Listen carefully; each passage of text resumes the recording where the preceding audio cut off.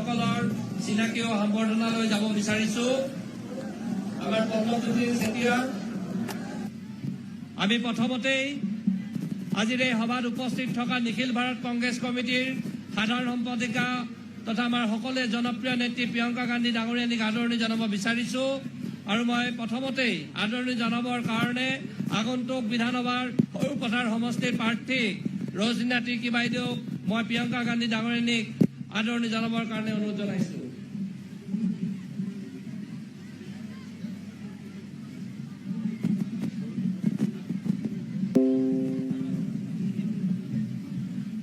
এয়া আমাৰ অসমৰ কৃষ্টি সংস্কৃতিৰ প্ৰতীক এখনি ফুলাম গামোচাৰে আদৰণি জনাইছে, এখনি শৰাইৰে আদৰণি জনাইছে। ইয়াৰ পিছতেই আমাৰ মাজত উপস্থিত থকা ছত্তীশগড়ৰ মাননীয় মুখ্যমন্ত্ৰী ভূপেশ বাঘেল ডাঙৰীয়াকো এখনি শৰাই এখনি ফুলাম গামোচাৰে আদৰণি জনাব মৰঙী ব্লক কংগ্ৰেছ কমিটিৰ সভাপতি জন কুমাৰ ডাঙৰীয়া আৰু সৰুপথাৰ ব্লক কংগ্ৰেছ কমিটিৰ সভাপতি প্ৰদীপ বৰা ডাঙৰীয়া।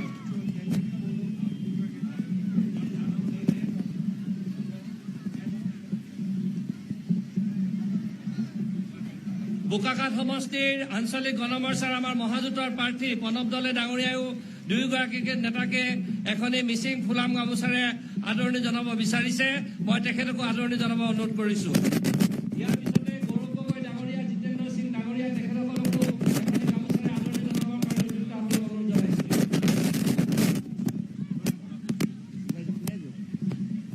আমাৰ মাজত উপস্থিত থকা নিখিল ভাৰত কংগ্ৰেছ কমিটিৰ সাধাৰণ সম্পাদক জিতেন্দ্ৰ সিং ডাঙৰীয়া, গৌৰৱ গগৈ ডাঙৰীয়া, ডাঙৰীয়া সকলোকে আদৰণি জনাবৰ কাৰণে অনুৰোধ কৰিছো।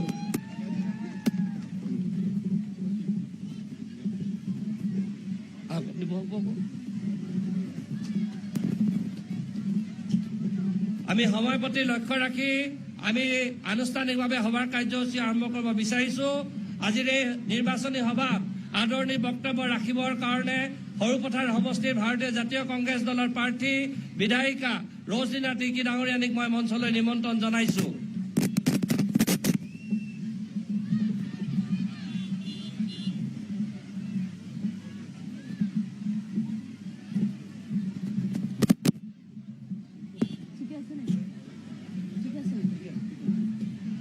আজি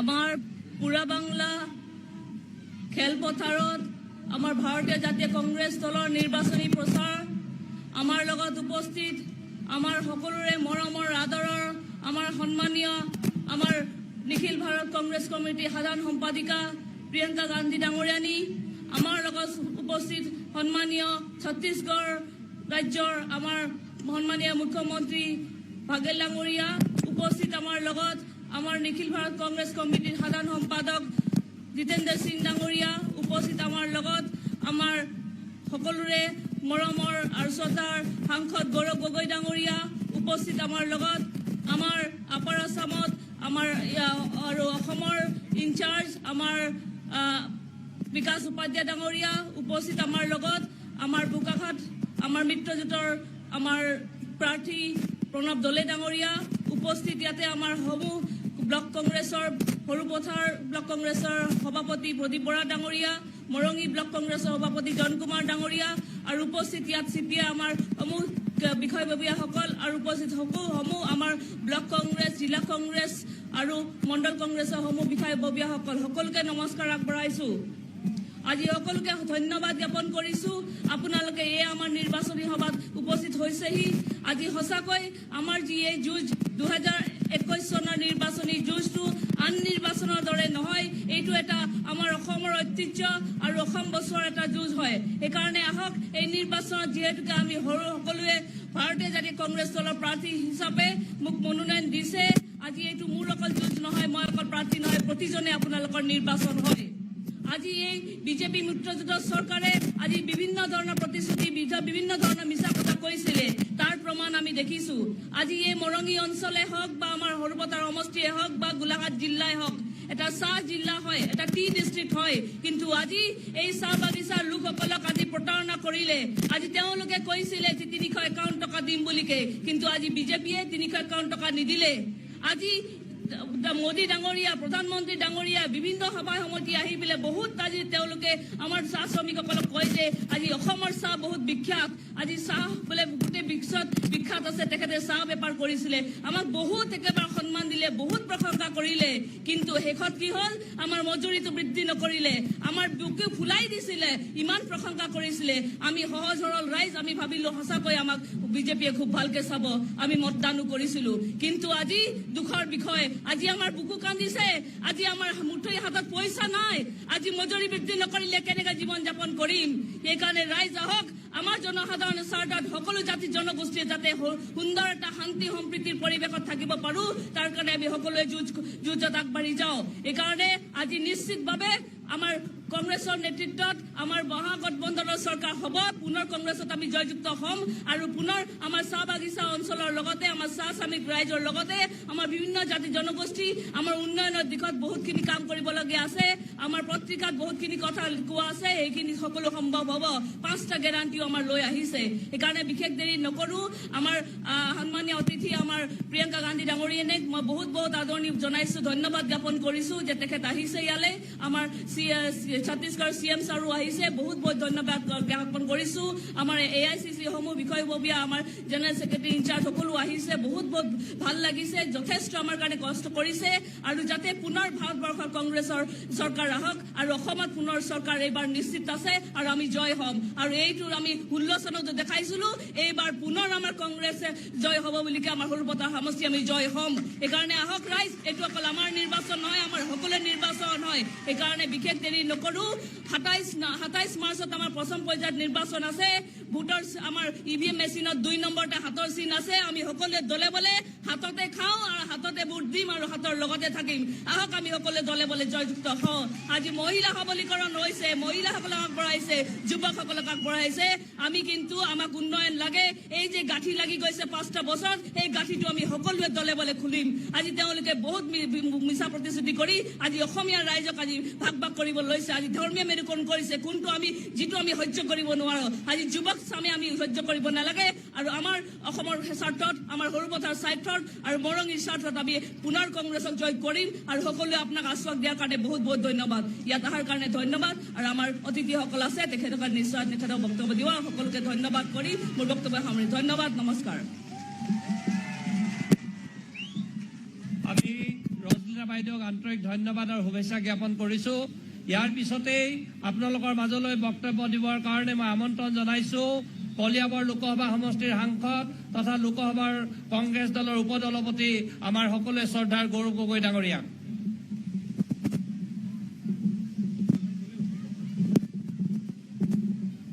আজি এই নিৰ্বাচনী সভাত উপস্থিত নিখিল ভাৰত কংগ্ৰেছৰ সাধাৰণ সম্পাদিকা আমালোকৰ নেত্ৰী প্ৰিয়ংকা গান্ধী ডাঙৰীয়ানী, উপস্থিত ছত্তীশগড়ৰ মুখ্যমন্ত্ৰী ভূপেশ বঘেল ডাঙৰীয়া, নিখিল ভাৰত কংগ্ৰেছৰ সাধাৰণ সম্পাদক জিতেন্দ্ৰ সিং ডাঙৰীয়া, বিধায়িকা ৰজনীনা তিৰ্কী ডাঙৰীয়ানী, মহাজোঁটৰ প্ৰাৰ্থী প্ৰণৱ দলে ডাঙৰীয়া, জিলা কংগ্ৰেছৰ সভাপতি দাদু তাই ডাঙৰীয়া, মঞ্চত উপস্থিত AICC সম্পাদক বিকাশ উপাধ্যায় ডাঙৰীয়া, ইয়াত উপস্থিত মোৰ শ্ৰদ্ধাৰ আইসকল, বয়োজ্যেষ্ঠসকল, যুৱক বন্ধুসকল আৰু ইয়াত উপস্থিত শ্ৰদ্ধেয় ৰাইজ, মই বিশেষ দীঘলীয়া ক'বলৈ বিচৰা নাই। আমি চবেই বাট চাই আছোঁ কি কেতিয়া প্ৰিয়ংকা গান্ধী ডাঙৰীয়ানী এই মঞ্চত উঠি নিজৰ বহুমূল্য কথাখিনি ক'ব। মই মাত্ৰ দুই এষাৰ কৈ নিজৰ বক্তৃতা সামৰিবলৈ বিচাৰিছোঁ। এই নিৰ্বাচন মনত ৰাখিব, এই নিৰ্বাচন আমালোকৰ অহা 5 বছৰ নিৰ্ধাৰিত কৰিব। এই নিৰ্বাচন কেন্দ্ৰ চৰকাৰৰ নিৰ্বাচন নহয়, এই নিৰ্বাচন হ'ল ৰাজ্য চৰকাৰৰ নিৰ্বাচন। আৰু আজিৰ তাৰিখত মানুহে গম পাই গৈছে কি বিগত 5 বছৰৰ ভিতৰত পৰিৱৰ্তনৰ নামত এই বৰ্তমান চৰকাৰে এটাহে পৰিৱৰ্তন দেখালে যে ধনী মানুহ আৰু ধনী হৈ গ'ল, দুখীয়া মানুহ আৰু দুখীয়া হৈ গ'ল। ইয়াৰ বাহিৰে কোনো পৰিৱৰ্তন হোৱা নাই। কি পৰিৱৰ্তন দেখা পালো? মিঠাতেলৰ দাম 150 টকা হৈ গ'ল। কি পৰিৱৰ্তন দেখা পালো? ৰন্ধন গেছৰ দাম 900 টকা হৈ গ'ল। কি পৰিৱৰ্তন দেখা পালো? আজি গৰু চাপৰৰ আজি দামত আজি মূল্য বৃদ্ধি হৈছে। কি পৰিৱৰ্তন দেখা পালো? যে পেট্ৰলৰ ডিজেলৰ দাম 90 টকা হৈ গৈছে। এয়া হ'ল পৰিৱৰ্তন। যে এই মূল্য বৃদ্ধি এনেকুৱা মূল্য বৃদ্ধি দিছে বৰ্তমান চৰকাৰে যে আমাৰ দুখীয়া মানুহৰ কঁকাল ভাঙি দিছে। বিগত কৰোনা কালত আমাৰ দুখীয়া মানুহৰ ওচৰত খাবলৈ পইচা নাই, কিন্তু এই বৰ্তমান বিজেপি চৰকাৰ চাৰিওফালে তেওঁলোকে টোল টেক্স লগালে, মূল্য বৃদ্ধি তেওঁলোকে সৃষ্টি কৰিলে। সেইকাৰণে আজি শ্ৰদ্ধেয় ৰাইজ, এই নিৰ্বাচন হ'ল এটা গুৰুত্বপূৰ্ণ নিৰ্বাচন। আমাৰ গাঁৱত আমাৰ নিবনুৱা যুৱকসকল বহি আছে, কৈ আছে ক'ত গ'ল 25 লাখ চাকৰি। মই এই বিজেপি চৰকাৰক ভোট দিছিলো, ভাবিছিলো 25 লাখ চাকৰি দিব, ক'ত গ'ল চাকৰি? আজি নিবনুৱা যুৱকসকলৰ ভৱিষ্যতৰ বাবে চিন্তা কৰিব লাগিব। আজি আমাৰ অসমৰ আমাৰ ভাষা আৰু সংস্কৃতিৰ ওপৰত আঘাত পেলাইছে। আজি অসম চুক্তি হত্যা কৰিবলৈ বিচাৰিছে এই নাগৰিকত্ব সংশোধন আইন জৰিয়তে। সেইকাৰণে মই গৌৰৱ অনুভৱ কৰিছো কি মই এনেকুৱা এটা দলৰ সদস্য যি দলে কৈছে ক্ষমতা থাকক বা ক্ষমতা নাথাকক, এই কংগ্ৰেছ দল সদায় ৰাইজৰ লগত থাকিব। ৰাইজে কৈছে কা আমি নিবিচাৰো, আৰু কংগ্ৰেছৰ সিদ্ধান্ত হৈছে কি যেতিয়া কংগ্ৰেছৰ চৰকাৰ আহিব কা ইয়াত গ্ৰহণ নহ'ব। সেইকাৰণে শ্ৰদ্ধেয় ৰাইজ, মই বিশেষ দীঘলীয়া নকওঁ, মনত ৰাখক এই হাতটো মাত্ৰ আমাৰ দলীয় প্ৰতীক নহয়, এই হাতটো হ'ল আপোনালোকৰ হাত। এই হাতটো হ'ল এজন খেতিয়কৰ হাত, এজন শ্ৰমিকৰ হাত, এজন দোকানদাৰৰ হাত, এজন শিক্ষকৰ হাত। এই হাতটো হ'ল প্ৰয়াত মুখ্যমন্ত্ৰী তৰুণ গগৈদেৱৰ হাত। আজি এই হাতৰ ওপৰত এই 5টা আঙুলি এটা এটা গেৰেণ্টি, যি গেৰেণ্টি আপোনালোকৰ ভৱিষ্যত, আপোনালোকৰ ল'ৰা ছোৱালীৰ ভৱিষ্যত উজ্জ্বল ঠাইলৈ লৈ যাব। সেইকাৰণে আজি তাৰিখত মই বিশেষ আৰু দীঘলীয়া নকওঁ, চবে জানে কি এইবাৰ মহাজোঁটৰ চৰকাৰ হ'বলৈ গৈ আছে, কংগ্ৰেছৰ মুখ্যমন্ত্ৰী হ'বলৈ গৈ আছে, আৰু গোটেইখিনি আমাৰ প্ৰাৰ্থী আমাৰ ৰজিলা তিৰ্কী ডাঙৰীয়ানী বিপুল ভোট জয়লাভ কৰিব। আমাৰ মহাজোঁটৰ প্ৰাৰ্থী প্ৰণৱ দলে ডাঙৰীয়া বিপুল ভোট আমাক জয়লাভ কৰিব। আৰু আগন্তুক দিনত যেতিয়া কংগ্ৰেছৰ চৰকাৰ আহিব, আপোনালোকৰ মুখখনৰ ওপৰত হাঁহি ঘূৰি আহিব, যিহেতু কংগ্ৰেছ মানে শান্তি, কংগ্ৰেছ মানে সম্প্ৰীতি, কংগ্ৰেছ মানে দুখীয়া মানুহৰ শক্তি। এইখিনিয়ে কথা কৈ মই ইয়াতে নিজৰ সমূহ দুআষাৰ সমাপ্ত কৰিছো। ধন্যবাদ। জয় হিন্দ, জয় আই অসম। ধন্যবাদ আমাৰ সকলোৱে শ্ৰদ্ধাৰ সাংসদ গৌৰৱ গগৈ ডাঙৰীয়া। ইয়াৰ পিছতেই মই মঞ্চলৈ আমন্ত্ৰণ জনাইছো সুদূৰ ছত্তীশগড়ৰ পৰা অহা ছত্তীশগড়ৰ সন্মানীয় মুখ্যমন্ত্ৰী সকলোৰে শ্ৰদ্ধাৰ ভূপেশ বাঘেল ডাঙৰীয়া। মই তেখেতক মঞ্চলৈ আহি তেখেতৰ বক্তব্য ৰাখিবৰ কাৰণে মই অনুৰোধ জনাইছো।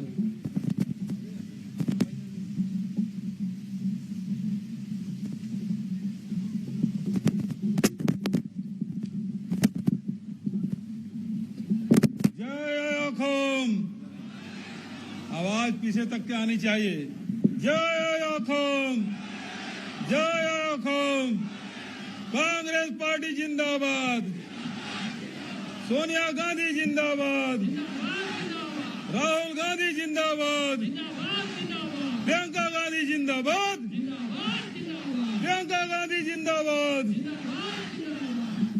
मंच में उपस्थित हमारे राष्ट्रीय महामंत्री आदरणीय प्रियंका गांधी दंगोड़ियानी, आदरणीय जितेंद्र सिंह दंगोड़िया, गौरव गंगोई दंगोड़िया, विकास उपाध्याय दंगोड़िया, रोजलिन तिर्की दंगोड़ियानी, दादू ताय जिलाध्यक्ष, पल्लव ज्योति चेतिया जी, प्रणव डोले जी, हमारे गण मोर्चा के प्रत्याशी महाजोट के साथी जान कुमार, प्रदीप बोरा, हरेन बोरा, नीता डिसूजा, भाई गिरीश देवांगन, धर्मेश्वर कुर्मी, प्रणव बरुआ और मंच में उपस्थित सभी साथीगण,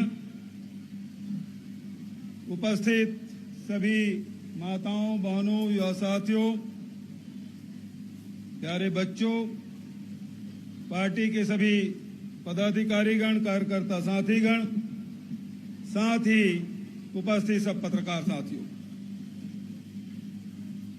आज का यह पहला कार्यक्रम और लगातार आज दिन भर बहुत व्यस्त कार्यक्रम है प्रियंका जी चुनावी सभा में आसाम में, बहुत ज्यादा देर आपके और प्रियंका जी के बीच मैं नहीं रहना चाहता। लगातार मैं असम के दौरे पे हूं।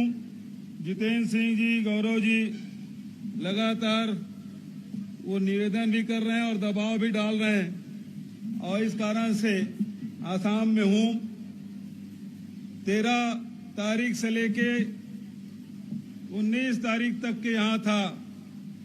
2 दिन मैं छत्तीसगढ़ गया था, 2 दिन इसलिए गया था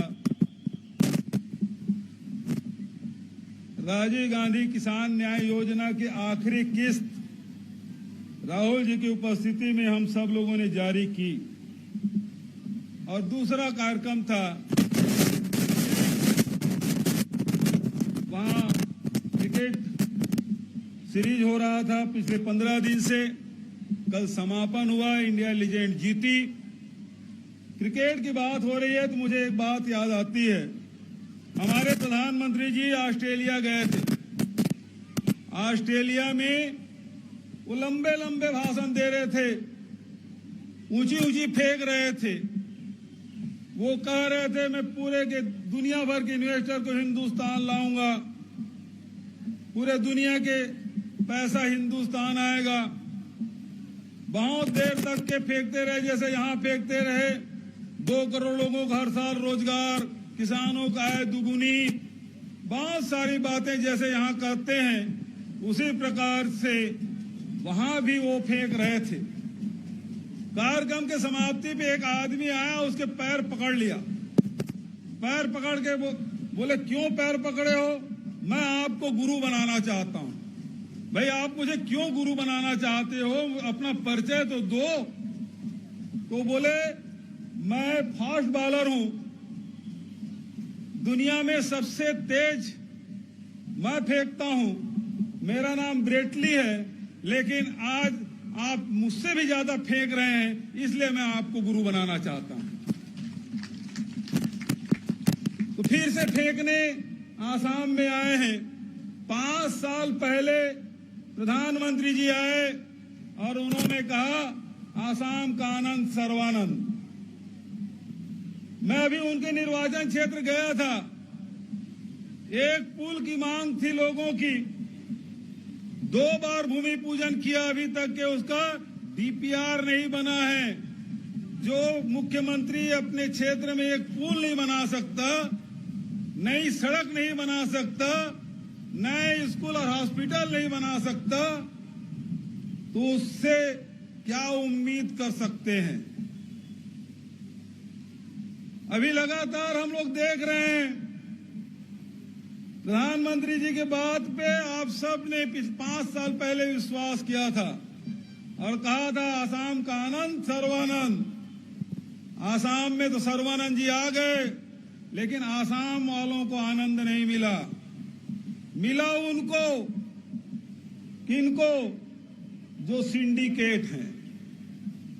आसाम में सर्वानंद, सिंडिकेट को आनंद।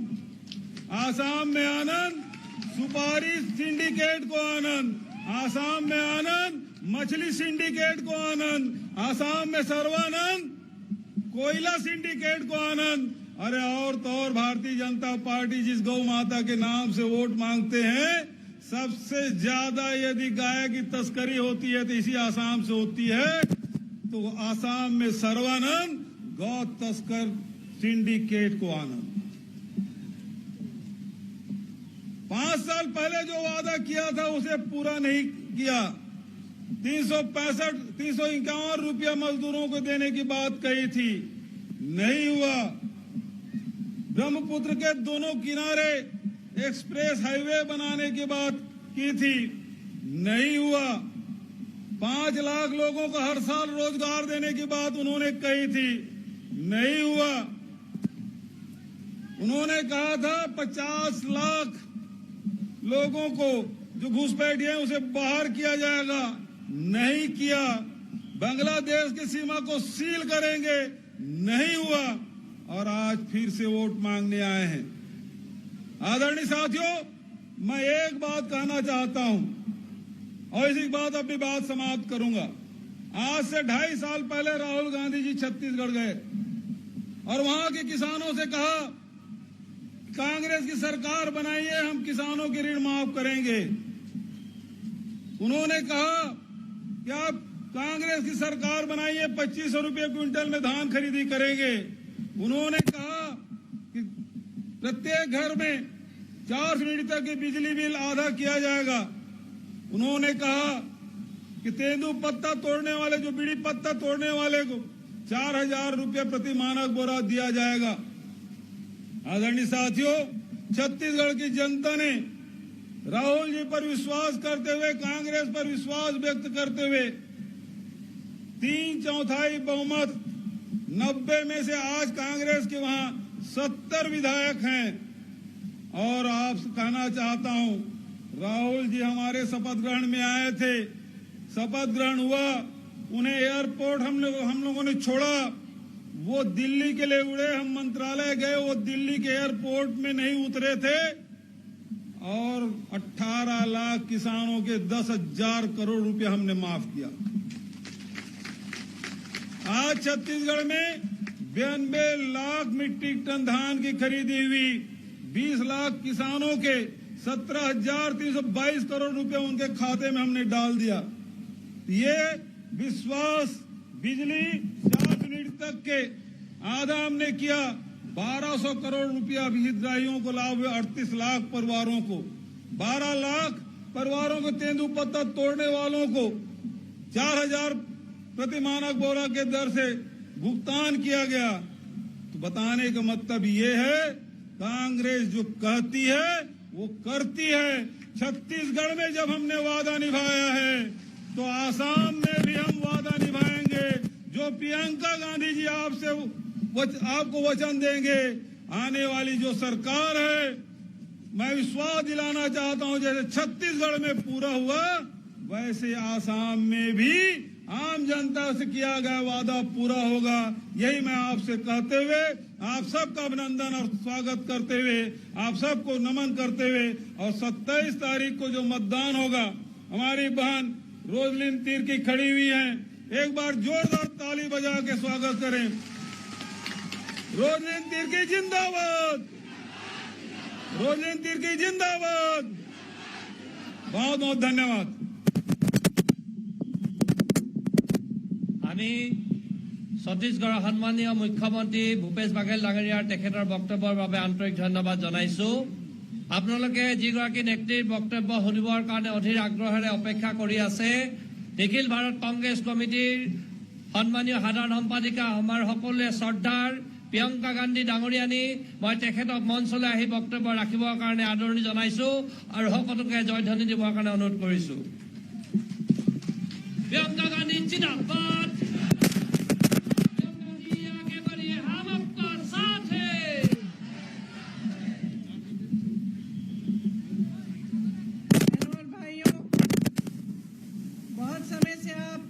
मेरा इंतजार कर रहे हैं, इसके लिए आपको बहुत बहुत धन्यवाद। श्री भूपेश बघेल जी, श्री जितेंद्र सिंह जी, श्री गौरव गोगोई जी, रोजलीना तिर्की जी और मंच पर उपस्थित सारे कांग्रेस के नेतागण, आप सबका इस सभा में बहुत बहुत स्वागत। देखिए, धूप है, आप काफी समय से इंतजार कर रहे हैं। सीधी सीधी बात करना चाहती हूं आपसे। जब चुनाव आता है तो सारी राजनीतिक पार्टियां आपके सामने आती हैं और बड़े बड़े भाषण दिए जाते हैं। तो इस समय आप जनता हैं, मेरी बहनें यहां बैठी हैं बहुत सारी, आपको क्या पूछना चाहिए? आपके मन में कौन से सवाल होने चाहिए? ये आप अच्छी तरह से जानते हैं। सबसे पहला सवाल तो ये है कि इस पार्टी ने हमारे लिए किया क्या। दूसरा सवाल ये है कि ये पार्टी क्या कह रही है कि हमारे लिए क्या करेगी। और तीसरा सवाल ये है कि क्या इस पार्टी के नेता, इस पार्टी की विचारधारा हमारी संस्कृति को समझती है, हमारे रहन सहन को समझती है, हमारी जिंदगी की में जो समस्याएं हैं जो हमारी सच्चाई है, इसको समझने की कोशिश है और जो समस्याएं हैं इनको सुलझाने की कोशिश करेगी कि नहीं। यही 3 मोटी मोटी बातें हैं जो जनता के मन में होनी चाहिए जब हम जैसे नेता किसी राजनीतिक पार्टी से आकर चुनाव के समय आपसे बातचीत करते हैं। तो अगर आपके प्रदेश की बात करें तो असम प्रदेश में वो सब उपलब्धियां हैं जिसके जरिए आपका प्रदेश एक महान, मजबूत और संपन्न प्रदेश बन सकता है। आपके पास पेट्रोलियम है, कोयला है, वन क्षेत्र है, पानी है, पर्यटन है, सुंदर सुंदर जगह हैं जहां पर्यटन को और मजबूत बनाया जा सकता है, हथकरघा है, सिल्क है, बैम्बू है जिससे हथकरघा का काम हो सकता है। तो आपके प्रदेश के पास सब कुछ है। अकोमिया रईस है जिसका टैलेंट, जिसकी मेहनत देश भर में हम देखते हैं। आपके बहुत नौजवान दिल्ली में भी काम करते हैं। अक्सर मैं कहीं जाती हूँ तो मेरे से मिलते हैं और एकदम मुझे पता चलता है कि मेहनती हैं, काम में दिल लगाकर काम करते हैं और उनकी इच्छा है कि उनका भविष्य मजबूत बने। भूपेन हजारिका जी की एक बहुत मशहूर लाइन थी, अमी अखोमिया नो हो दुखिया।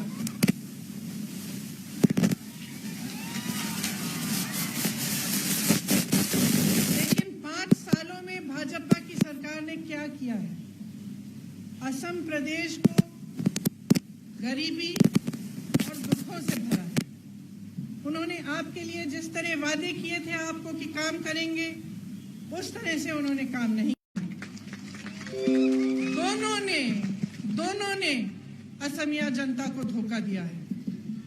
धृतराष्ट्र समान नेता ने इस तरह से धोखा दिया कि एक समय में उन्हें जातीय नायक कहा जाता था और उसी जातीय नायक ने 6 जनजातियों के साथ धोखा दिया। उन्होंने कहा था कि आपको अलग दर्जा मिलेगा, लेकिन नहीं दिया। एसआई में जो भर्ती का स्कैम हुआ उनके ही रहते हुआ। और सबसे बड़ा धोखा कि का आंदोलन हुआ, उनकी सरकार ने, भाजपा की सरकार ने का को लागू किया। ये कहने के बाद कि का लागू नहीं होगा, सरकार में आते ही उन्होंने का को लागू किया। यहाँ पे बड़ा आंदोलन हुआ। ठीक है, दिल्ली के बड़े बड़े नेता नहीं आए आपके पास, आपसे पूछा नहीं कि क्यों आंदोलन कर रहे हैं, दुखी क्यों हैं, समस्याएं को हम सुलझाते हैं, का को लागू नहीं करेंगे। लेकिन आपके अपने नेता, असम के भाजपा के नेता आपके पास नहीं आई। उन्होंने आप पर पुलिस चलाई, आपको लाठी मारी, आपको पीटा गया, 5 लोग शहीद भी हुए। इतना बड़ा धोखा किया आपके साथ। दूसरे नेता जो शकुनी मामा की तरह भ्रष्टाचार और एक ऐसी राजनीति को चलाते हैं जो सिर्फ जनता का धोखा करती है। भाजपा की अपनी चार्जशीट में 2014 में अपनी चार्जशीट में भाजपा के नेताओं ने इनका नाम लिखा और आज उन्हीं के मंच को शोभा दे रहे हैं, उन्हीं के गले के हार बने हुए हैं। अपने अपने सिंडिकेट चला रहे हैं असम के नेता। ऐसे समझिए कि भाजपा असम में एक राजनीतिक पार्टी नहीं, एक माफिया जैसे चल रही है। इनकी अपनी पार्टी में इनके नेताओं का आदर नहीं है। आप अगर प्रधानमंत्री जी के भाषण देखें, उनकी मीटिंग देखें, तो कहीं एक नेता का नाम लेंगे, कहीं दूसरे नेता का नाम लेंगे। वो ये भी नहीं तय कर पा रहे हैं कि उनका मुख्यमंत्री कौन बनेगा। अपने ही मुख्यमंत्री को ये आदर नहीं दे पा रहे हैं कि उनका नाम घोषित किया जाए। अपनी पार्टी में स्थिरता नहीं है, पार्टी में विभाजन है, तो प्रदेश में स्थिरता कैसे आएगी? प्रदेश की जनता को किस मुंह से आप बोल सकते हैं कि हम आपको एक स्थिर सरकार देंगे, जब सत्ताधारी पार्टी ही माफियाओं द्वारा बंधक है? तो आप सोच सकते हैं कि यहाँ के व्यापारियों, यहाँ के कारोबारियों की क्या हालत होगी, जिन लोगों ने असम के लिए अपना जीवन दिया, समर्पित रहे। उन नेताओं के बारे में भी भाजपा ने सिर्फ आलोचना की, सिर्फ गलत गलत बातें करके अपमान की। आप सब तो जानते ही हैं कि कांग्रेस ने आपको कैसे कैसे मुख्यमंत्री दिए। अभी हाल में ही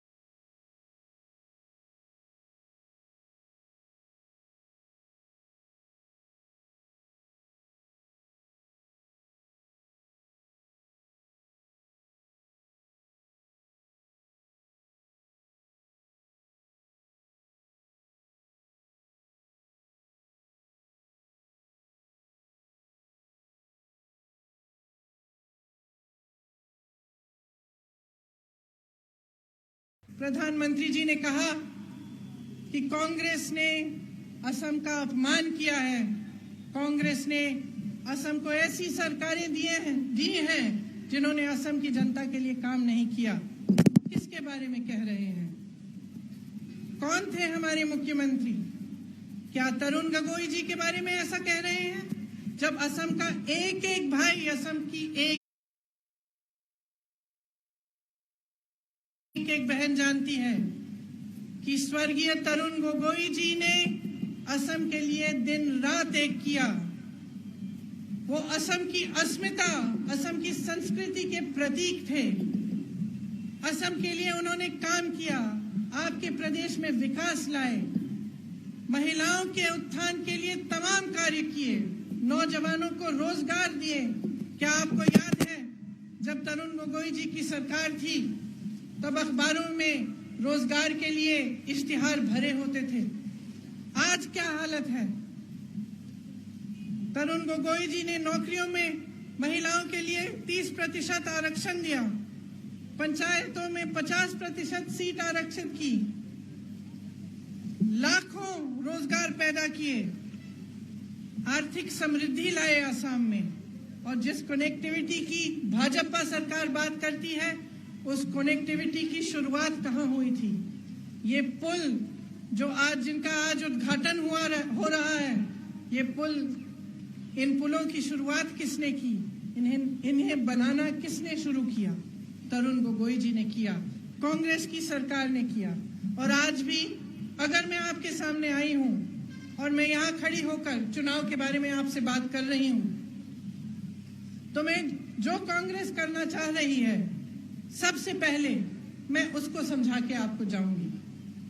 कांग्रेस कह रही है कि हम, अगर हमारी सरकार आएगी तो हम आपसे 5 गारंटी कर रहे हैं।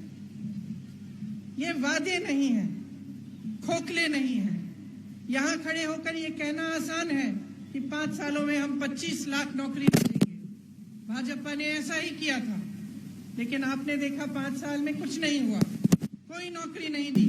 चुनाव आ रहा है, गारंटी तो आपको मुफ्त के स्कूटर दिए जा रहे हैं। ये वादे नहीं, आपको मुफ्त के स्कूटर चाहिए कि अपना आत्मसम्मान? यहाँ खड़े होकर ये कहना आसान है कि 5 सालों में हम 25 नौजवान है, मुख्यमंत्री ने ऐसा ही किया था कि आप, लेकिन आपने सम्मान के लिए एक रोजगार चाहता है, कोई नौकरी कमाना चाहता है। चुनाव आ रहा है, गारंटी बनाना चाहता है, स्कूटर दिए। चुनाव के समय आपको मुफ्त बातों में आपको गुमराह करना चाहते हैं।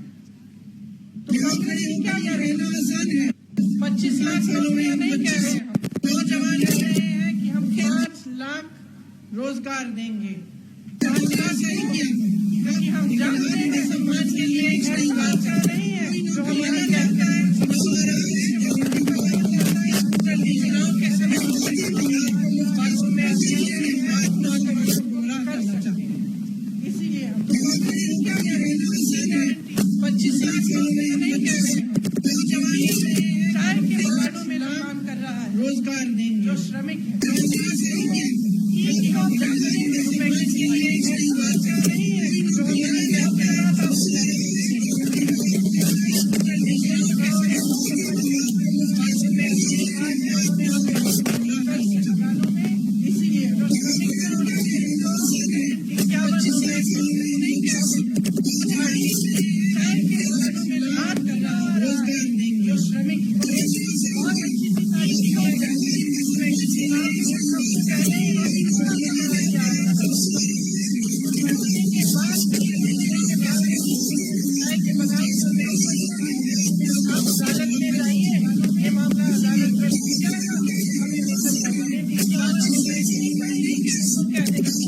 फंस गया मामला। आज कांग्रेस जब आपको कह रही है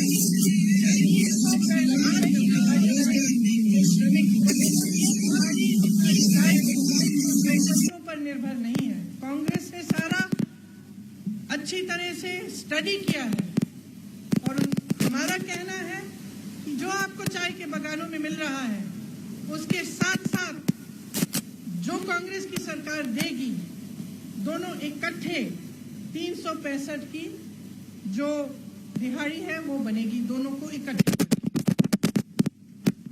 तो ये चाय के बगान के उद्योगपति से मांग कर नहीं दिया जा रहा है। हमने अर्थव्यवस्था में देखा है कि किस तरह से हम इसको बना सकते हैं ताकि आपको मिले। तो ये भी जो वादा है, खोखला वादा नहीं है, सोच समझ के किया गया है। तीसरा गारंटी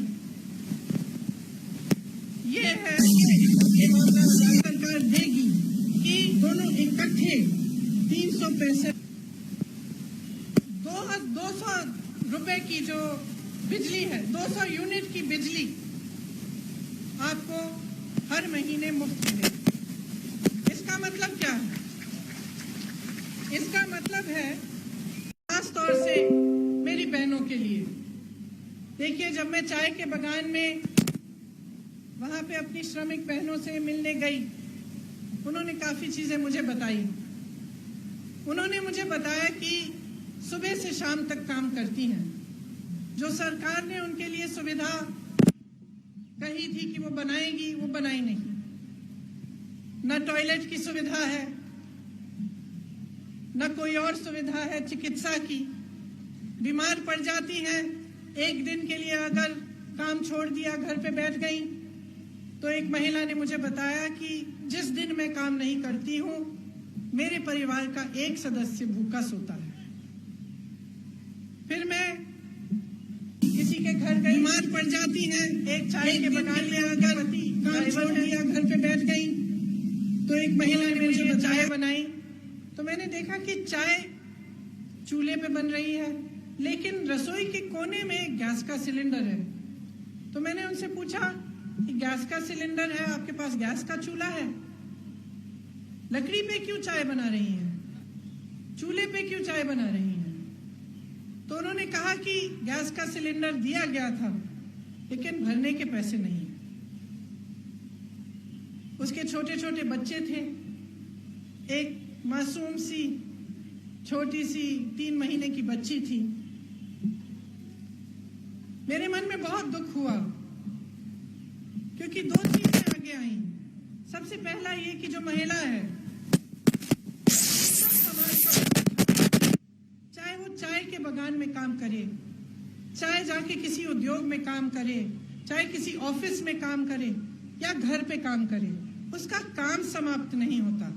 जो महिला बाहर जाके काम करती है, घर आकर उसको बच्चों को संभालना पड़ता है, रसोई में खाना पकाना पड़ता है, और परिवार के जितने भी सदस्य हैं, सबकी देखभाल महिला करती है। तो ये इतना भारी बोझ जो महिला उठाती है, उसको क्या सरकार पहचानती है? क्या ये बड़ी बड़ी राजनीतिक पार्टियां कभी सोचती हैं कि महिला कैसे अपना जीवन जीती है, किन परिस्थितियों से गुजरती है, और उस महिला का क्या सहारा है? तो जो 5वां गारंटी है कांग्रेस का, वो खास तौर से महिलाओं के लिए है, खास तौर से उन महिलाओं के लिए है जो गृहस्थ हैं, जो गृहस्थी चलाती हैं, जिनकी आज तक न समाज पहचान करता है और न सरकार।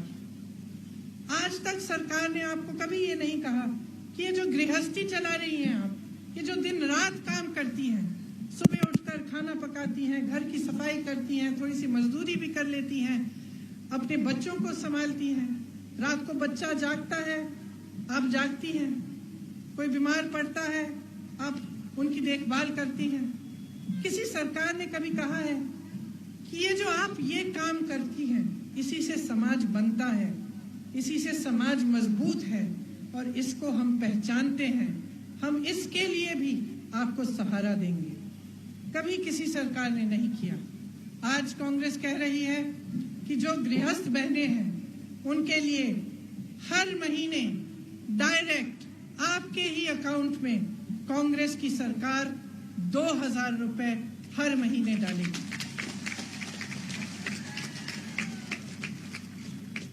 इसका मतलब है कि आप गृहस्थ रहेंगी, लेकिन आपका कुछ सहारा होगा, आप भी अपने पैरों पर खड़ी हो सकेंगी।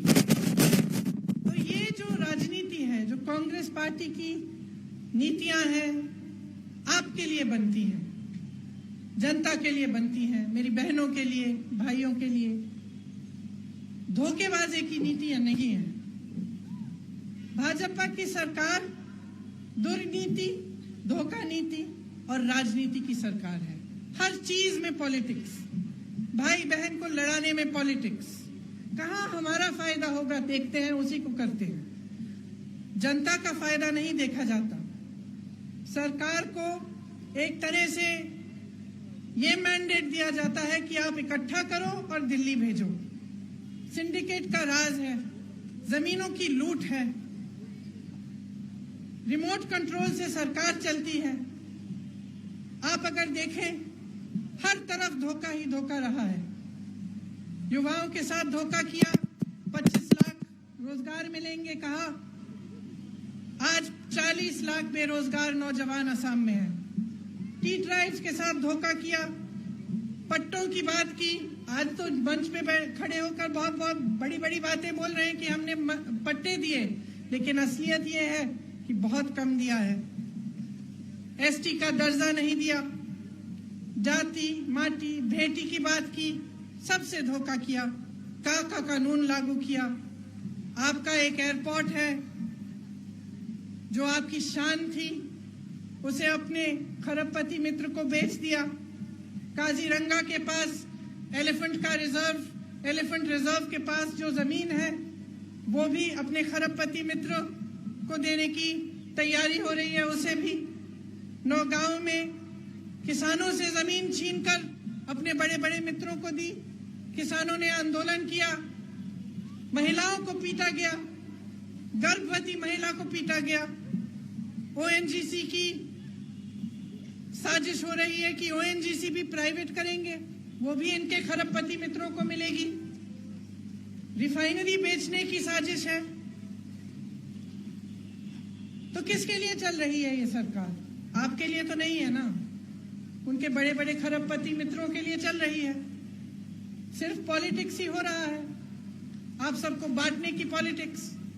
जैसे ही चुनाव आए तो समाज का ध्रुवीकरण शुरू, भाई भाई से लड़ाई है। श्रीमान शंकर देव जी का नाम मंच पे लेने का क्या फायदा है? जो असम के सबसे बड़े महापुरुष थे, उनका नाम मंच पे खड़े होकर जब चुनाव आता है तो उनका नाम लेने का क्या फायदा है जब आप उनको समझ नहीं पाए? उन्होंने जीवन में क्या किया? असम के समाज को जोड़ा, अलग अलग समुदायों को जोड़ा, उनकी यूनिटी कराई। अगर आप इसको समझ नहीं पा रहे हैं और आप समाज का विभाजन करना चाहते हैं तो आप उनका नाम क्यों ले रहे हैं मंच पे खड़े होकर? ये क्या चुनावी नाम है? ये असम की अस्मिता के नाम है, असम की संस्कृति से जुड़े हुए नाम है। असम की संस्कृति को बचाने का काम करिए। काज जैसे कानून मत लाइए जिससे असम का नष्ट होगा, असम की संस्कृति का नष्ट होगा। तो मैं फिर से आपसे कहती हूं कि चुनाव आ गया है, सच्चाई पहचान लीजिए। आपने पिछले चुनाव में भरोसा किया कांग्रेस की सरकार से, उस समय आप दुखी थे। कुछ गलतियां हो सकती हैं कि हमारी सरकार से हुई, लेकिन हमारी सरकार ने कभी असम की संस्कृति पर वार नहीं किया, आपके समाज को तोड़ने की कोशिश नहीं की। तो आप अच्छी तरह से ये सच्चाई समझिए। जैसे एक घर होता है, एक परिवार होता है, अगर परिवार का मुखिया ही उस परिवार को बांटने का काम करे, एक भाई को दूसरे भाई से लड़ाए, तो क्या वो परिवार आगे बढ़ सकता है? अलग हो जाता है। एक भाई कहीं रह रहा है, दूसरा कहीं रह रहा है। उस परिवार की उन्नति हो सकती है? कभी नहीं हो सकती। तो आप इस सच्चाई को समझिए कि भाजपा की सरकार क्या कर रही है। सत्ता के लिए तो कुछ नहीं छोड़ा ना इन्होंने। तो आज चुनाव है, कांग्रेस पार्टी का चुनाव नहीं है, भाजपा का चुनाव नहीं है। चुनाव असम की जनता, असम की संस्कृति, असम की अस्मिता, असम के भविष्य, असम के विकास का चुनाव है। आप चुनिए। आप मेरी बातें सुन रहे हैं, इसी तरह से आपने भाजपा के नेताओं की बातें सुनी हैं, लेकिन आपका अनुभव बहुत बड़ा है। 5 सालों में जो अनुभव रहा है, जो आपके प्रदेश में हुआ है, जिन जिन वादों को इन्होंने तोड़ा है, उनके बारे में सोचिए और ये सोचिए कि कौन सी सरकार आपको मजबूत बनाएगी। और जब आप इस सवाल को अपने मन में गंभीरता से इसके बारे में सोचेंगे तो सिर्फ एक जवाब निकलेगा कि कांग्रेस पार्टी हमेशा हमारे विकास के लिए काम किया। कांग्रेस पार्टी ने हमें मजबूत बनाया, असम की अस्मिता को महत्वपूर्ण रखा। तो मैं जानती हूं कि इस चुनाव में आप कांग्रेस पार्टी के उम्मीदवार को जिताएंगे। रोजलीना तिर्की जी आपके लिए मेहनत कर रही हैं और आपके लिए भी बहुत मेहनत करेंगी। इसी तरह से महाजोत के जो प्रत्याशी प्रणब डोले जी हैं, जो पास से आए हैं, उनको भी आप विजयी बनाइए, क्योंकि अंत में राजनीति का मकसद यही होता है कि आपकी भलाई के लिए काम हो। जो सच्चे दिल से ये काम करता है उसी को आगे बढ़ाइए। जो झूठे मन से झूठे सवाल करके यहाँ पे मंच पे खड़े होने के लिए काम करता है, सत्ता के लिए काम करता है, उसको पहचानिए। मुझे पूरी उम्मीद है कि आने वाले चुनाव में आप भारी से भारी बहुमत से कांग्रेस पार्टी को जिताएंगे, क्योंकि आप असम को जिताएंगे। असम का विकास, उसका भविष्य बन रहा है। इसी बात को लेकर आप अपना वोट डालेंगे। आपको बहुत बहुत धन्यवाद। धूप में खड़ा किया है, इंतजार कराया है, इसलिए मैं माफी भी चाहती हूँ। जय हिंद, जय असम, जय असम, जय असम। धन्यवाद।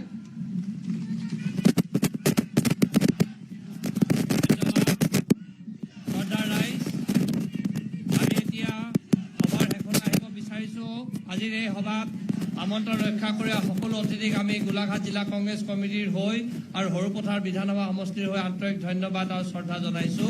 এতিয়া আমি ৰাষ্ট্ৰীয় সংগীত পৰিৱেশন কৰি আজি এই সভাৰ কাৰ্যসূচী সামৰণি মাৰিম।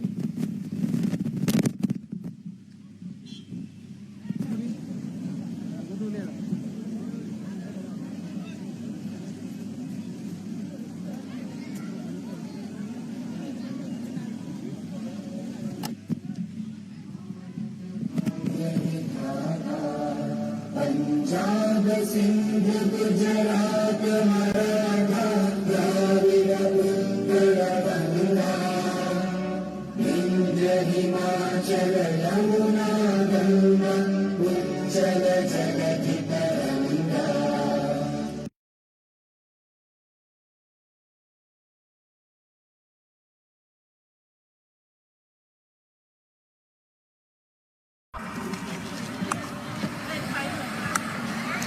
जय असम, जय असम, जय असम।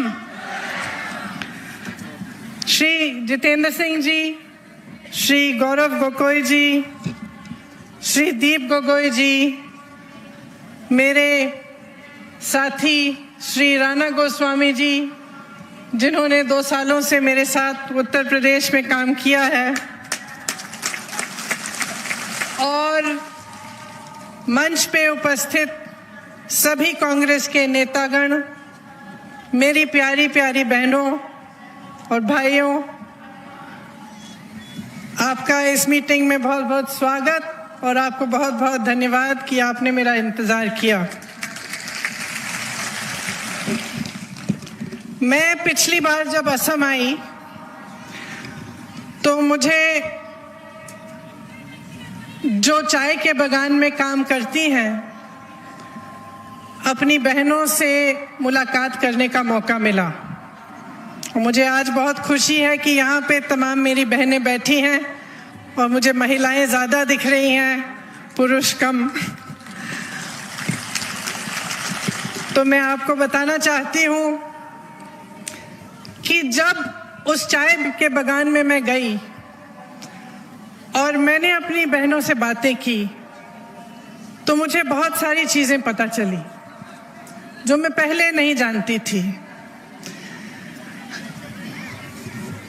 देखिए, असम की जो संस्कृति है, आपकी जो अस्मिता है, जिसके बारे में जो भी नेता आता है आपके सामने बात करता है, चाहे वो कांग्रेस पार्टी का नेता है, चाहे वो भाजपा का नेता है, हम सब यहाँ आकर आपको बड़े बड़े भाषण देते हैं और हम कहते हैं कि आपकी संस्कृति को बचाने वाले हम हैं। लेकिन उस चाय के बागान में जब मैं गई और मैं अपनी बहनों से मिली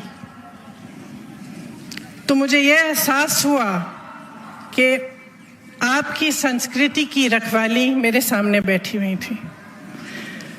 जो चाय के बागानों में महिलाएं काम करती हैं, जो महिलाएं दिन भर मजदूरी करती हैं, जो घर गृहस्थी संभालती हैं, जो बाहर जाके प्रोफेशनल काम करती हैं, वही महिलाएं असम की माँ हैं, वही महिलाएं असम की बेटियां हैं और वही महिलाएं असमिया संस्कृति को की रखवाली करने वाली हैं। मैं जब घर गई तो फिर मौका मिला कि दोबारा असम आना है चुनाव के लिए, तो मैंने सोचा मैं कुछ भाषण सुन लूं, देख लूं कि दूसरी पार्टी के लोग क्या कह रहे हैं। तो कल मैं प्रधानमंत्री जी का भाषण देख रही थी और बड़ी गंभीरता से प्रधानमंत्री जी कह रहे थे,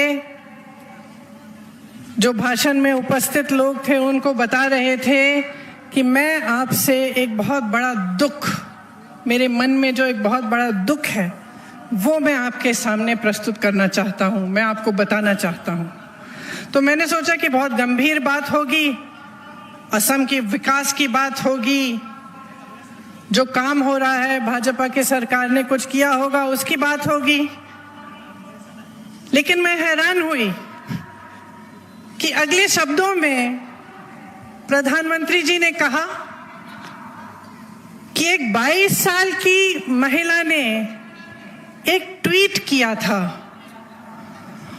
और उस ट्वीट के बारे में वो चर्चा कर रहे थे और वो बहुत गंभीरता से ये बात कह रहे थे कि कांग्रेस पार्टी ने एक बहुत बड़ा षड्यंत्र बनाया है जिससे दुनिया में चाय समाप्त हो जाए।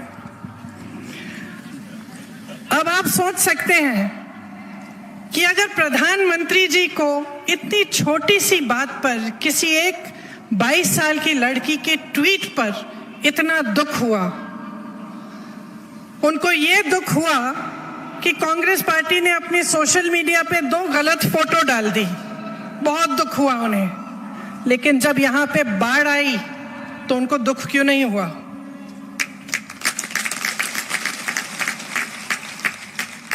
जब यहाँ पे सीएए का आंदोलन चला, असम में आग लगी, तो प्रधानमंत्री जी को दुख क्यों नहीं हुआ? तब वो आपके सामने क्यों नहीं आए? तब उन्होंने अपना दुख व्यक्त क्यों नहीं किया? जब तमाम वादे किए उन्होंने पिछले चुनाव में और एक एक करके सारे वादे तोड़े, तब उनको क्यों दुख नहीं हुआ? क्या वो किसी चाय के बागान में गए हैं? क्या वहां मेरी बहनों से मिले हैं? क्या मेरी बहनों की उंगलियों पे जो छाले हैं, जो ये चमड़ी सख्त हो चुकी है, काम करते करते, पत्तियां छीलते छीलते, क्या उन्होंने देखी हैं? क्या उस पे उन्हें दुख नहीं हुआ कि उन्होंने वादा किया था कि आपकी दिहाड़ी 350 रुपए की होगी और आज तक आपको 350 रुपए नहीं मिले हैं? तो मुझे ऐसा लगा कि मैं चुनाव की सभा में आऊंगी तो मुझे आपको बड़े बड़े भाषण नहीं देने। आप महिला हैं, मेरी तरह माँ भी होंगे, आप ऐसे नौजवान लड़कियां होंगी जो अपना भविष्य बना रही हैं। मैं दिल से आपके सामने कुछ चीजें कहना चाहती हूँ, आपको दिल से कुछ चीजें बताना चाहती हूँ। देखिए, समाज का सबसे बड़ा बोझ आप उठाती हैं। एक महिला, चाहे बड़े से बड़े परिवार की हो, चाहे गरीब हो, चाहे मजदूर हो, चाहे खुद एक उद्योगपति हो, हमेशा समाज का बोझ उठाती है। उस पर ये बोझ आता है या ये जिम्मेदारी आती है कि घर भी चलाए, गृहस्थी भी चलाए, बच्चों की परवरिश करे, परिवार में जितने भी सदस्य हैं उसे खुश रखे। ये सब उसकी जिम्मेदारी होती है। इसके साथ साथ वो मजदूरी भी करती है, काम भी करती है, कमाती भी है। तो मैं चाहती हूं कि आपसे जब मैं बात करूं तो मैं सिर्फ सच्चाई बोलूं और जिस सच्चाई से आप गुजर रहे हैं, जो असम में आज हो रहा है, उसके बारे में मैं आपसे बात करूं। तो देखिए, भाजपा ने आपसे बहुत वादे किए थे पिछले चुनाव में। आपसे कहा था कि 25 लाख रोजगार आपको मिलेंगे। क्या वो रोजगार मिले? नहीं मिले। जाति, भाटी और बेटी की रक्षा करेंगे, बहुत बड़ी बड़ी बातें बोली। उन्होंने कहा था कि असम अकॉर्ड में जो खंड 6 है, जिससे आपकी संस्कृति सुरक्षित रहती है, उसको लागू करेंगे, उसे भी लागू नहीं किया। उन्होंने कहा था CAA लागू नहीं करेंगे, लेकिन सत्ता में आते ही CAA लागू करने की बात की। चाय के बागानों में उन्होंने कहा था तमाम सुविधाएं मिलेंगी, लेकिन जिन महिलाओं से मैं मिली उन्होंने मुझे कहा कि ना चिकित्सा की सुविधा है, न टॉयलेट की सुविधा है, न उनकी दिहाड़ी बढ़ाई गई है। एक महिला ने मुझे बताया कि एक दिन की दिहाड़ी नहीं मिलती तो परिवार में कोई ना कोई सदस्य भूखा सोता है। तो ये सच्चाई है आपके सामने, और इस सच्चाई के पीछे जो राजनीति है, उसने आपको वादा किया था कि आपको जो मुख्यमंत्री मिलेगा, असमिया मुख्यमंत्री मिलेगा, आपकी सरकार असम के लिए असम से चलाई जाएगी। नतीजा क्या निकला? असम के 2-2 मुख्यमंत्री चल रहे हैं।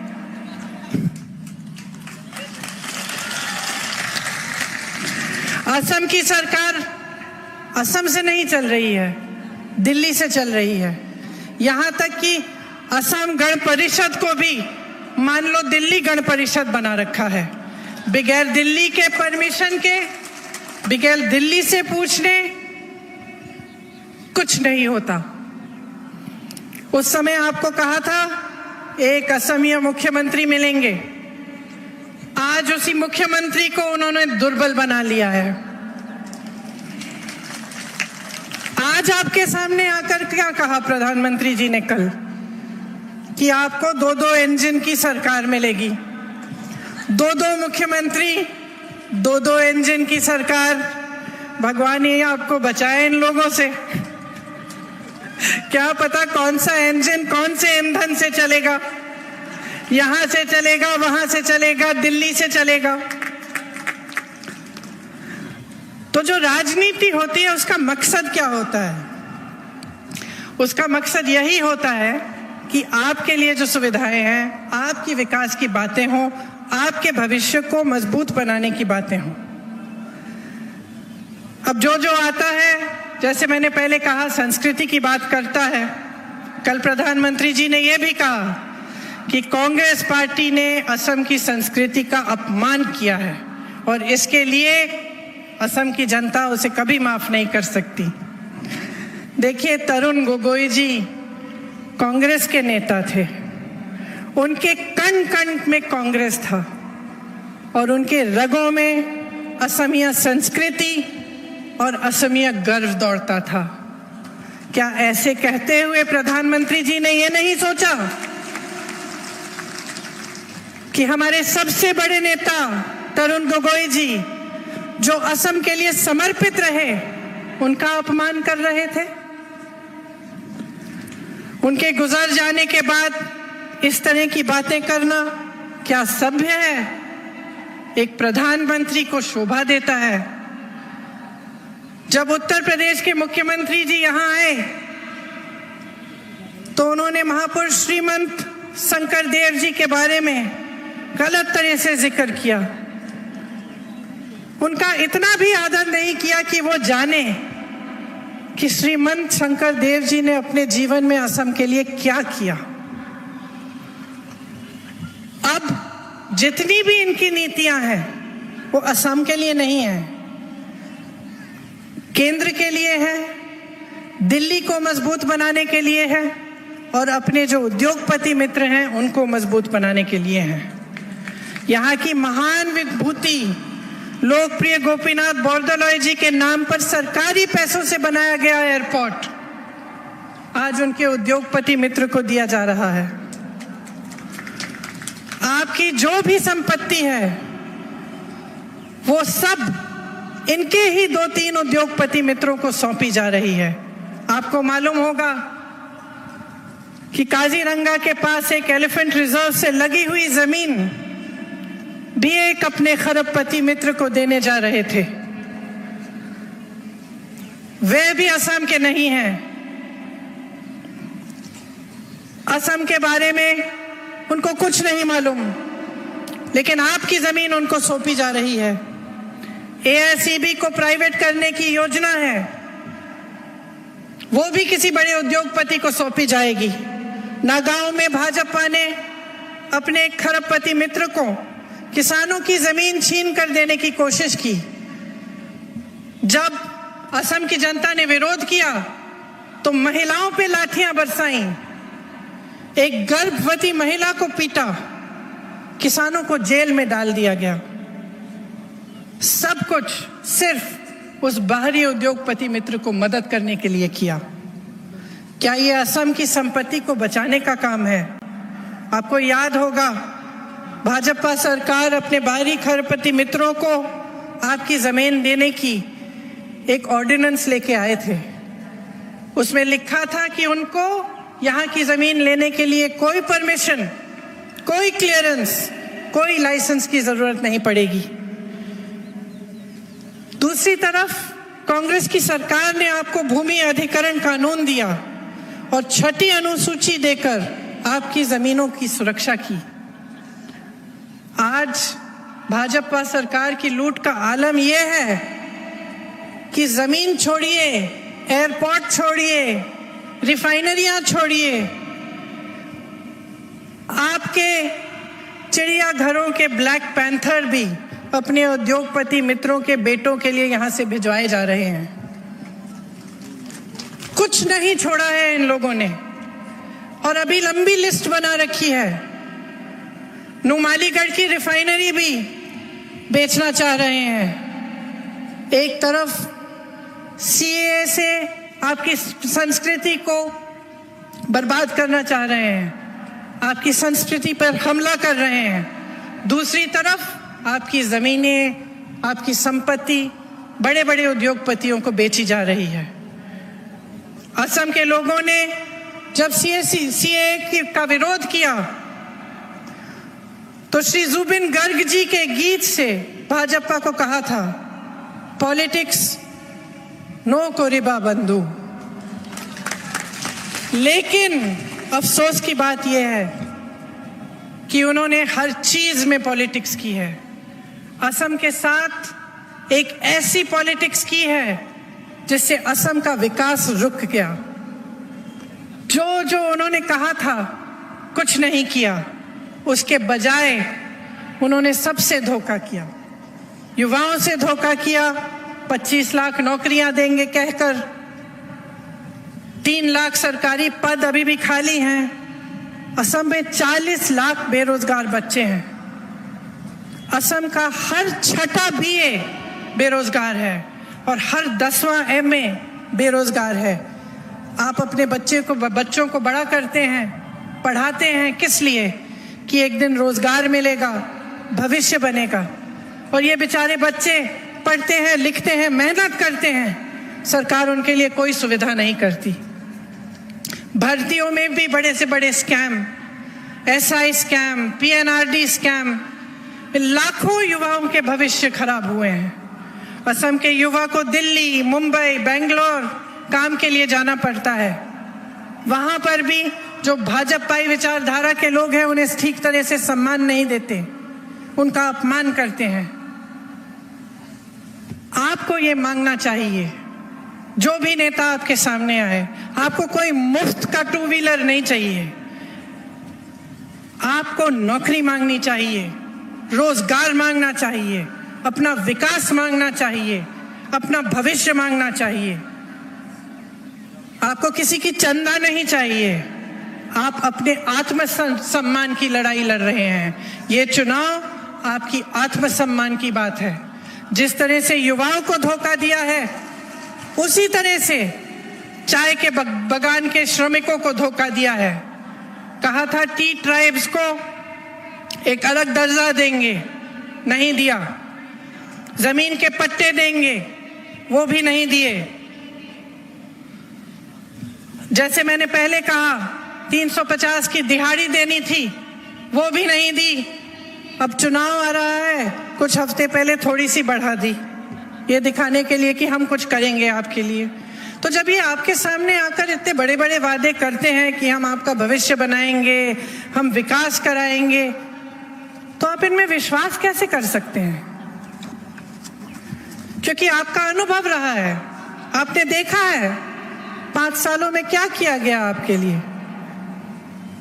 जब कांग्रेस की सरकार थी, जब तरुण गोगोई जी की सरकार थी, हो सकता है कि कांग्रेस से भी कुछ गलतियां हुई, लेकिन विकास तो हुआ था असम का।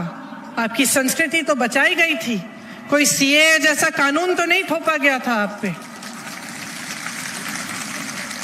तो आप मेरी बहनें हैं, आपके सामने खड़े होकर सिर्फ ये कहना चाहती हूं, अपने जीवन की परिस्थिति आपसे अच्छी तरह से कोई नहीं जानता, मैं नहीं जानती, मेरे साथ बैठे हुए नेता भी शायद इस तरह से नहीं जानते होंगे जिस तरह से आप जानते हैं। रोज आप उस सच्चाई का सामना करते हैं। तो जब आप निर्णय लेने जाएंगे, बहुत सोच समझ के लीजिए। कांग्रेस पार्टी ने इस चुनाव में एक अच्छा काम किया है। चुनाव से पहले आपके बीच हमारे पार्टी के नेता आए, पूरे असम में घूमे और जो आपकी मांगे थी, जो आपकी समस्याएं थी, उनको समझने की उन्होंने कोशिश की। उसमें से उनको ये लगा कि 5 ऐसी चीजें हैं जो अगर आपके लिए आप कर पाए जब सरकार में आए तो आपको बहुत सुविधा होगी। तो कांग्रेस ने इस चुनाव में 5 गारंटी तय की हैं। ये वादे नहीं हैं, ये खोखले वादे नहीं हैं, ये झूठ नहीं है, ये 5 गारंटी है कि कांग्रेस कह रही है कि हमारी सरकार बनेगी तो हम गारंटी करते हैं कि ये काम हम आपके लिए करेंगे। क्या है ये 5 गारंटी? सबसे पहले तो रोजगार की बात है।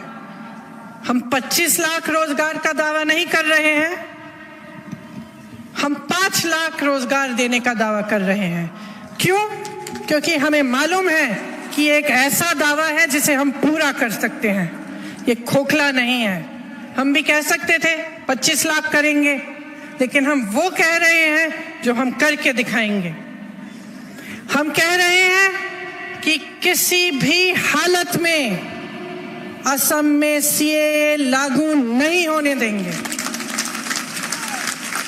कि किसी भी हालत में असम की संस्कृति पर आंच नहीं आने देंगे, कि जैसे कांग्रेस पार्टी के शासन में आपको हमेशा एक अहमिया मुख्यमंत्री मिला है, उसी तरह से कांग्रेस की सरकार आएगी तो आपको फिर से एक अहमिया मुख्यमंत्री मिलेंगे जो चौथी गारंटी को पूरा करेगा। चौथी गारंटी यह है कि हर महीने आपको 200 यूनिट बिजली मुफ्त मिलेगी। इससे कम से कम 1200 रुपए का बचाव आपका होगा। तो हर महीने 200 यूनिट बिजली फ्री मिलेगी आपको।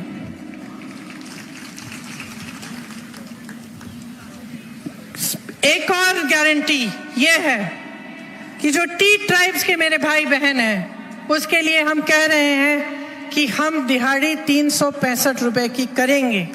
और ये मेरा अपना वादा है आपको कि हमारी सरकार बनेगी तो हम इसको कराएंगे। 5वां गारंटी आखिरी गारंटी है, लेकिन मेरी बहनें ध्यान से सुने, क्योंकि इसमें आपका सम्मान जुड़ा हुआ है। आप गृहस्थ हैं और जो काम आप करती हैं, जो महिला घर पे रहकर सारा काम करती है, बच्चों को बड़ा करती है, मेहनत करती है, उसकी समाज में बहुत कम पहचान है। समाज छोड़िए, सरकार कम पहचानती है। हम चाहते हैं कि आपको अपना सम्मान मिले, अपना पहचान मिले, कि जो गृहस्थ महिलाएं हैं उनको 2000 रुपए हर महीने उनके खाते में कांग्रेस की सरकार डायरेक्ट डालेगी। महिलाओं के खाते में ये पैसे आएंगे ताकि आप बचाव कर सकती हैं, आप अपने पैरों पे खड़े हो सकती हैं और आपने अपने परिवार के लिए आप भी घर में जो काम है उसको भी करते हुए कुछ कमा सकती हैं। तो ये हमारी 5 गारंटी है जो हमें आशा है कि जब हमारी सरकार बनेगी तो हम इन पर पूरी तरह से खरे उतरेंगे। अब राणा गोस्वामी जी के बारे में मैं एक बात कहना चाहती हूँ। राणा जी ने मेरे साथ उत्तर प्रदेश में काम किया, शायद पता नहीं आप जानते हैं कि नहीं, मैं उत्तर प्रदेश की प्रभारी हूँ कांग्रेस पार्टी के लिए। तो शुरू में जब काम करना शुरू किया तो राणा जी सब मीटिंग में आते थे, बहुत मेहनत करते थे और मुझे लगा बहुत मेहनती इंसान है। फिर थोड़े समय बाद में मीटिंग में आना बंद, तो मैंने पूछा राणा जी कहाँ है, और हर बार मुझे एक ही जवाब मिला, राणा जी तो जोरहट में है, असम में। तो आस्ते आस्ते मुझे पता चलने लगा कि राणा जी का दिल जोरहट में है। फिर मैं मजाक करती थी उनके साथ कि राणा जी उत्तर प्रदेश में जोरहट में, हमेशा कहते थे दीदी जोरहट में घर है, मैं जोरहट में ही काम करूंगा। तो मैंने पता लगाया कि जोरहट में काम हो रहा है कि नहीं। मुझे पता चला कि खूब मेहनत से, खूब निष्ठा से, खूब समर्पण के साथ राणा जी आपके लिए समर्पित रहे हैं, आपके लिए काम कर रहे हैं। और मैं कहना चाहती हूँ कि मुझे बहुत खुशी हुई कि जहाँ उनका दिल है कि आपके विकास के लिए काम करेंगे, आपकी समस्याओं को अच्छी तरह से समझते हैं और अपने दिल में रखते हैं और सबसे पहले उन्हीं को महत्वपूर्ण रखते हैं। तो आप सब ने इतनी ध्यान से मेरी बातें सुनी, जब वोट डालने जाएंगे तब मेरी बातें याद रखना, क्योंकि मैं कांग्रेस पार्टी के पक्ष में ये बातें नहीं कह रही हूँ। मेरी पार्टी है, मुझे प्यार है अपनी पार्टी से, लेकिन मैं आपके पक्ष में ये कह रही हूँ कि ये आपका भविष्य है, आपके हाथों में है। आप कांग्रेस पार्टी को सरकार में लाएंगे तो आपका भविष्य सुरक्षित रहेगा। अगर कांग्रेस पार्टी को नहीं जिताएंगे और एक ऐसी फिर से सरकार लाएंगे जो कहीं रिमोट कंट्रोल से चल रही है, जिसके नेता आपके सामने सिर्फ चुनाव के वक्त दिखते हैं, दुख के वक्त नहीं दिखते, तो आप ही का नुकसान होगा। तो मेरी बातें याद रखिए।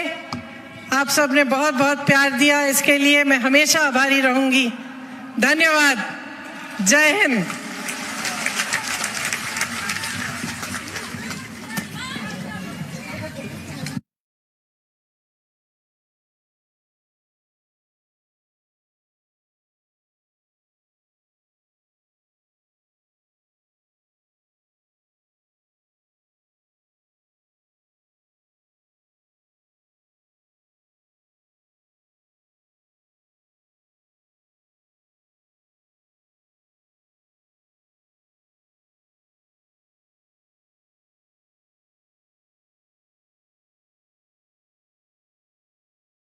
गांधी जिंदाबाद,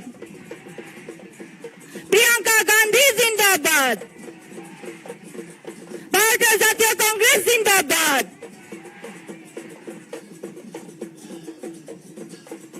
আমাৰ ইয়াত উপস্থিত সকলো ৰাইজকে তেখেতক হাত চাপৰিয়ে মঞ্চলৈ আদৰণি জনাবলৈ অনুৰোধ জনাইছো। আমাৰ মাজত আহি উপস্থিত হৈছেহি নিখিল ভাৰত কংগ্ৰেছ কমিটিৰ সাধাৰণ সম্পাদিকা প্ৰিয়ংকা গান্ধী ডাঙৰীয়ানী। प्रियंका गांधी जिंदाबाद, जिंदाबाद जिंदाबाद, प्रियंका गांधी जिंदाबाद, जिंदाबाद जिंदाबाद, प्रियंका गांधी जिंदाबाद, भारतीय जातीय कांग्रेस जिंदाबाद।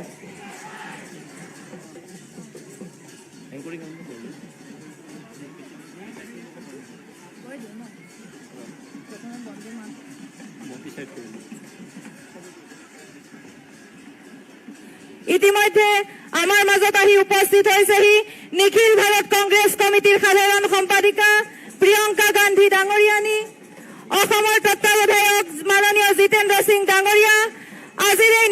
নিৰ্বাচনী সভাখন সভাপতিত্ব কৰিবৰ বাবে মই গোলাঘাট জিলা কংগ্ৰেছৰ সভাপতি দাদু তায়ে ডাঙৰীয়াক অনুৰোধ জনাইছো।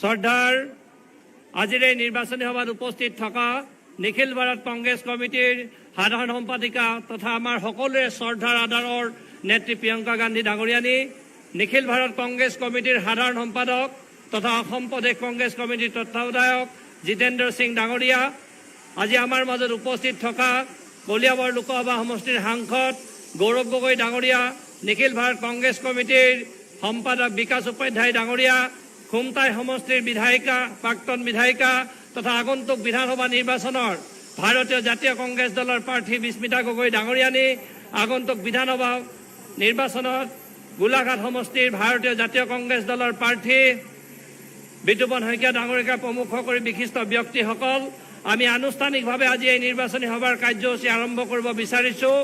প্ৰথমতে মই আনুষ্ঠানিকভাৱে বন্দে মাতৰম পৰিৱেশন কৰিবৰ কাৰণে অনুৰোধ কৰিছোঁ আৰু সকলোটি ৰাইজক থিয় হৈ বন্দে মাতৰম পৰিৱেশন কৰিবলৈ অনুৰোধ জনাইছোঁ। বন্দে মাতৰম।